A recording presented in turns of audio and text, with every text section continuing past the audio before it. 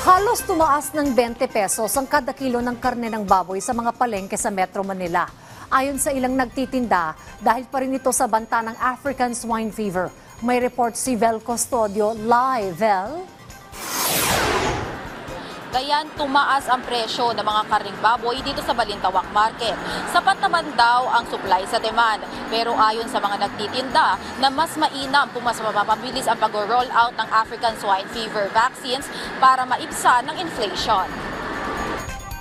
Mabibili ang karne ng baboy ng 280 hanggang 290 pesos kada kilo. Nagmahal ito kung ikukumpara noong nakarang buwan na naibibenta ng 260 pesos at inaasahang tataas pa habang papalapit ang Disyembre dahil sa tumataas na demand. Asahan natin na tataas pa yan ang presyo ang baboy, lalo pag December na po. Siguro abutin ng 300 plus. Kaya naman, ayon sa nagtitinda, na mas mainam kung mapapabilis ang proseso sa paglalabas ng ASF vaccines for commercial use. Pabor para tuloy-tuloy na makapagtinda yung mga Siguro po dapat mas paikliin yung Kasi magpapasko na po, maraming mamimili ng mga vaccine. Kaugnay nito, nakatakdang magsagawa ng blood sample sa mga baboy na tinurukan ng AVAC vaccine sa Biyernes.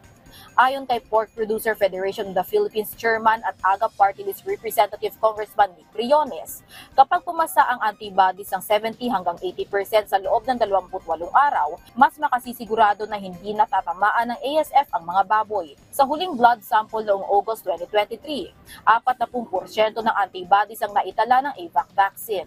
Halos 9 na milyong baboy ang masasagip kung sakaling maaprubahan kaagad ng FDA ang commercial use na nasabing bakuna. Kailangan ng 6 na buwan hanggang 2 taon bago magkaroon ng commercial use. Hindi na natin mahihintay yan. Napakarami ng baboy ang namamatay. At marami pa mamamatay kung hintay natin yung 6 na buwan. So ang sinasuggest niya ay pwedeng magdeklara ang presidente ng state of emergency para magkaroon ng emergency use authorization ng pagbabakuna ng AVAC vaccine. Ay hindi matutulungan yung supply at Samantala, maaaring bumaba 30 yung baboy presyo ang ng baboy. pinatay at inilibing na may ASF sa Giginto, Bulacan itong Lunes. Tiniyak naman na Bulacan LGU at ang Bureau of Animal Industry ang maayos sa disposal sa mga hayop na may African swine fever. Balik sa iyo, Dayan. Maraming salamat, Vel Custodio.